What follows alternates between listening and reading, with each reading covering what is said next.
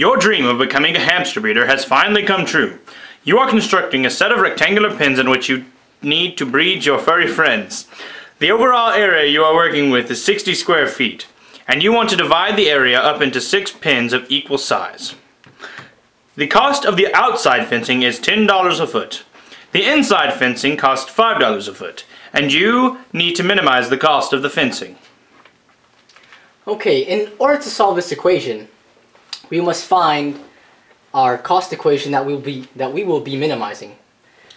So as you can see here, our cost equation is represented by 10 times 12x plus 2y plus 5 plus 5y, which equals the cost, and we must minimize this.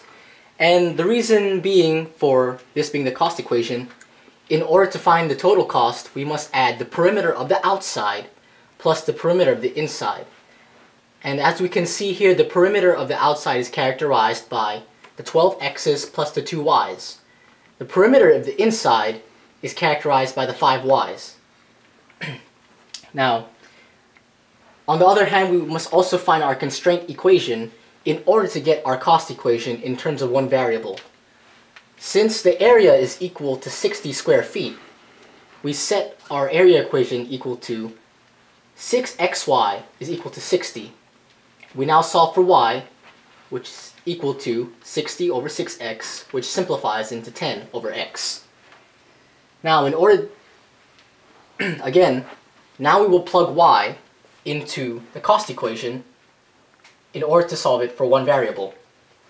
So as you can see here, I plugged in y into this part. Okay, as we can see here, we need to plug in y, which we found from our constraint equation, into our cost equation, which we will be minimizing. So we now plug in y in our cost equation to solve it in terms of one variable.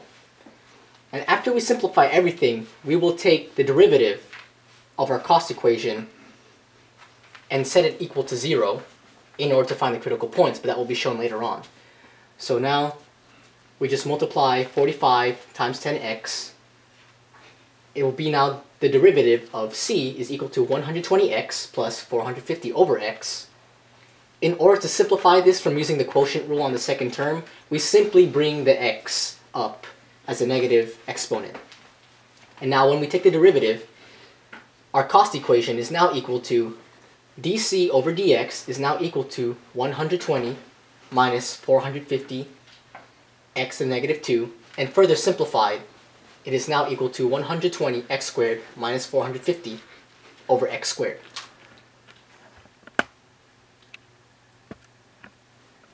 Now, in order to find one of the dimensions, we're going to need to set the derivative equal to 0 in order to solve for x.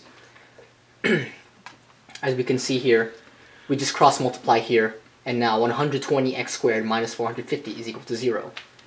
Now we divide each side by 120, and we now get x squared is equal to the square root of 15 over the square root of 4, which equals the square root of 15 over 2.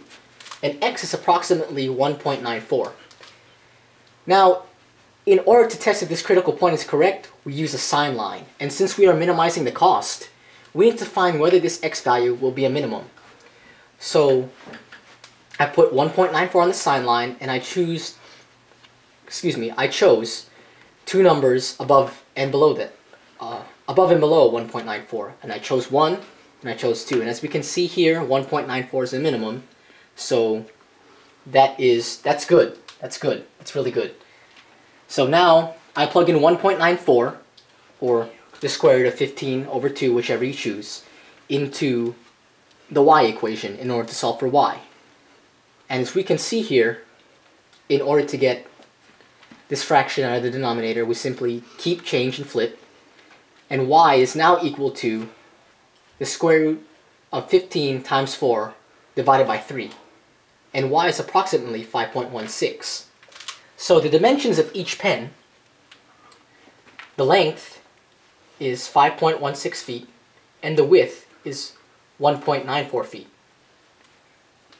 Part B of the equation asks to find the total cost of the equation, the total cost of the pen, excuse me. So now we just plug in our values, 5.16 and 9.14, into the cost equation. And depending if you used the rounded values, 1.94 and 5.16, your total cost would equal to $465. But if you want to be more precise and you use the rational values, such as the square root of 15 divided by 2 and 4 times the square root of 15 divided by 3, you get $464.76, which is essentially $465. This problem is done and completed with. I hope we were a big help in showing you how to solve this optimization problem. And yes, we are in my family room when we did this problem. So thank you for your time, and gracias.